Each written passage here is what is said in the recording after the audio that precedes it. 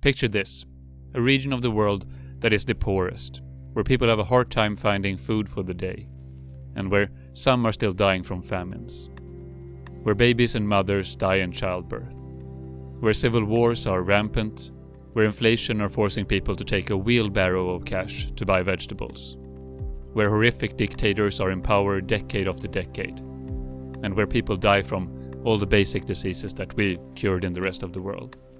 I bet you're not thinking about Europe. No, let me make it easier for you. It's Africa that you're thinking about. We all are. The images from news outlets and aid agencies are as affixed to our retinas as they are to our minds. For many people in other parts of the world, the mention of Africa evokes images of civil unrest, war, poverty, disease, and mounting social problems. Unfortunately, these images are not just fiction. They reflect the dire reality in some African countries, though certainly not in all. These words from the then Secretary General of the United Nations, Kofi Annan, in 1999, still rings true today. But let's challenge those images. The African continent is home to 54 independent states. Since the turn of the millennium, in just 20 years, their economies grew by a factor of 3. Africa is home to great natural resources, to a bunch of civil wars, to a troubled colonial past, to medical breakthroughs, to democratic leadership, to horrific dictators, to the world's youngest population, to millions of migrants, to droughts, and to promising agriculture, to booming small and large economies. Let us see how the nations of Africa turned around, turned numbers from red to green, created prosperity, and started catching up with the rest of the world.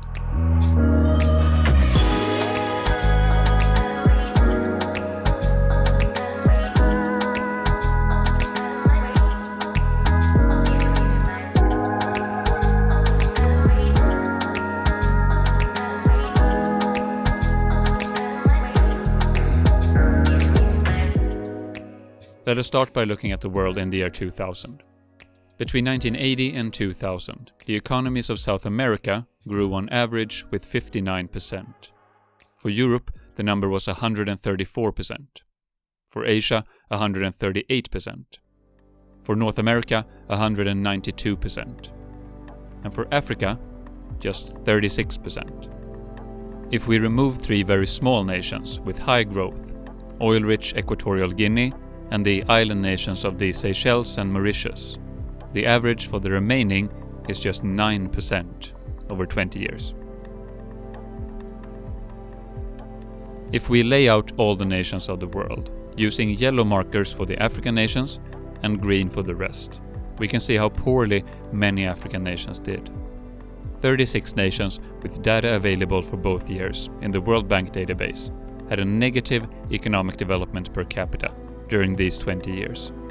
25 of them were African. Towards the absolute bottom, we find nations like Zambia, Madagascar, Niger, and Sierra Leone, where the average person had less than half to live on every day than they themselves or their parents did 20 years prior. The United Nations Economic Commission for Africa noted in 2001 that while the 1990s had marked a change back to positive numbers for many African nations, still, economic growth did not match population growth. Africa was not on a trajectory to meet the globally set goals for reducing poverty. But things were changing. The end of the 1990s had marked a turning point for many African nations. Let us see how the last 20 years has transformed Africa. From 2000 to 2021, the average growth rate for the African nations in terms of GDP per capita was 195%, almost threefolding in just 2 decades. This happened during a time where the population has increased by around 70%. Overall, Africa is certainly growing economically much faster than its population. That is, for this next part, concentrate on 8 nations and look deeper into their numbers. In 1980, the GDP of Angola was $6 billion. By the year 2000, it had grown to $9 billion. In 2021, it was $73 billion. And in terms of GDP per capita, it has gone from 700 in 1980 down to 550 in the year 2000, up to 2,100 in 2021. In Benin, the economy was $1.4 billion in 1980, 3.5 billion in the year 2000, and 18 billion in the year 2021. Per capita, it has gone from $380 to 510 to 1,400.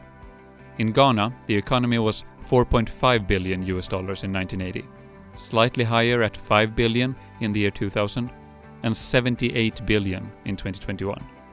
The economy of Ghana was 15 times larger in 2021 than by the turn of the millennium. Per capita, it has grown from 400 in 1980 down to 260 in the year 2000 and up to 2,400 in 2021. Kenya has gone from an economy of 7 billion in 1980 up to 12 billion in 2000, up to 110 billion in 2021. And per capita from 440 to 400 up to $2,000 in 2021. Madagascar has gone from 5 billion down to 4.5 billion and up to 15 billion. Per capita from 600 down to 290 and up to 520. South Africa has gone from 90 billion in 1980 up to 150 billion in the year 2000, up to 420 billion in 2021. Per capita from $3,100 to 3,300 to 7,000. Malawi had an economy of just $1.2 billion in 1980, 1.7 billion in 2000, and 12.6 billion in 2021. Per capita, it has grown from 200 in 1980 to 160 in 2000, up to 640 in 2021. And finally, Zambia has developed its economy from 3.8 billion down to 3.6 billion and then up to 21 billion. And per capita from 650 down to 350 and up to 1,100. These numbers are using the current US dollars, and there are many ways to look at economic growth over time. But even though the exact numbers change, the trend remains the same, no matter how you look at it. This is one of two great developments that we have seen in Africa in the last 20 years. We will come back to the second one in a little while. But first, we must establish one thing. These were the nations of the world in terms of economic growth between 1980 and 2000. The African nations clearly did very poorly during this period. This, instead, is the nations of the world ranged after economic growth between 2000 and 2021. Now we see several African nations among the very best performers, a bunch in the middle, and some that are still among the lowest. A much more expected spread. And this economic development has brought about huge benefits for the people of these nations. But with that in mind, we should also look at the nations of the world arranged by GDP per capita in 2021. As we can see here, the highest ranking African nation is in place 58, the Seychelles. It is followed by Mauritius in place 76, Equatorial Guinea in place 78, and Gabon at 79. There are some African nations among the middle-income nations of the world, but towards the bottom, the world is painted in yellow. 24 out of the 27 poorest nations in the world in terms of GDP per capita are African. Only Afghanistan, Yemen, and Tajikistan are below $1,000 per capita and not in Africa.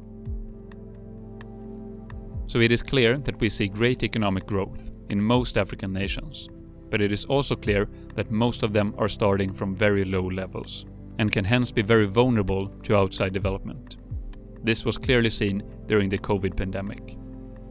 We should also not ignore that out of the 45 nations that experienced state-based violence that resulted in casualties in 2021, half were in Africa. I have talked previously on this channel about Africa and education, but here we can see quickly how that development has taken place. Every marker here vertically indicates 1 year of average school attendance for the adult population. In 1980, most nations were between 1 and 3 years. In 2000, some nations had passed 6 years on average, and South Africa even above 8. In 2017, most nations had passed 4 years, a lot above 6 years, and some above 8 or 10 years. A drastic shift in under 40 years, and a highly needed investment in human capital.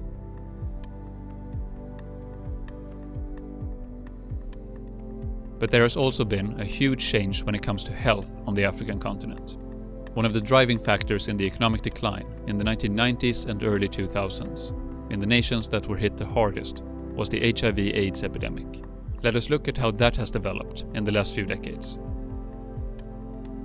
In Benin, 5% of all deaths in the year 2000 were due to HIV/AIDS.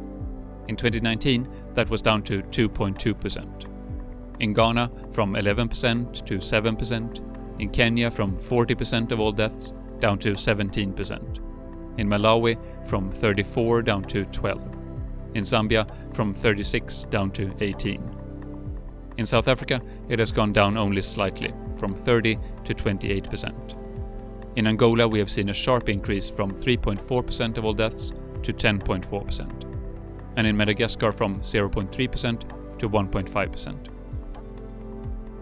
It should be noted that in some of these nations the peak came later than 2000, and since its peak, they are down even more significantly.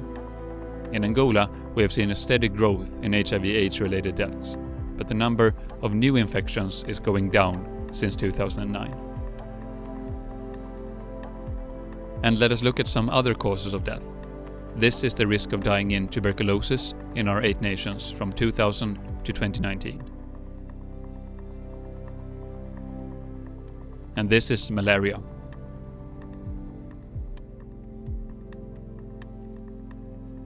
And this is a grouping of infectious diseases including meningitis, diphtheria, tetanus, and measles. More and more, the African nations are winning the fight against the infectious diseases that once killed so many. They are still prevalent, in some nations way more than others, but in general, Africa is heading in a direction of fighting non-communicable diseases. Diseases that increase with changes in lifestyle, longer lifespans, and economic development. In some of our nations, basically all babies are vaccinated against, for example, measles today. The numbers are around 90% in Ghana, Kenya, South Africa, Zambia, and Malawi. In Benin, it is around 70%, and in Madagascar and Angola, around 40%. In my video on fertility rates, we saw that in 1980, the fertility rates in Africa were around 6 or 7 babies per woman in most nations. Since then, the child mortality has dropped significantly, and so has the fertility rates. By the year 2000, almost all nations were down between 4 and 5, with some remaining in the 7s. In South Africa and Botswana, the island nations, and in the North African nations, it was already down close to replacement levels, at around 2 babies per woman. In 2022, the numbers are between 3 and 4 babies for most nations, a drastic change in just 2 generations. Still, Africa remains the region in the world with the highest fertility rates, hence why it is predicted to see a large population increase in the coming decades. One of the most common objections when looking at the large projected population growth in Africa in the coming decades is that the continent cannot even feed itself today. How can it possibly do so with a doubling or even tripling population? There will for sure be challenges, and climate change can make some of them harder. But the same argument could be heard about Southeast Asia, namely India, a few decades ago. A nation once so vulnerable to famines. With investments in agriculture, today India is not suffering from famines, while feeding a many times larger population than a few decades ago.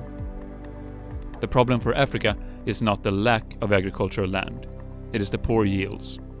Looking at a world map, it is striking how yields in the US, Europe, and parts of Asia are 5 or 6 times as high per acre. And the reason for that is industrialized agriculture, the use of fertilizers, good irrigation, and the use of the best possible crops for the soil. But investments like that cost money.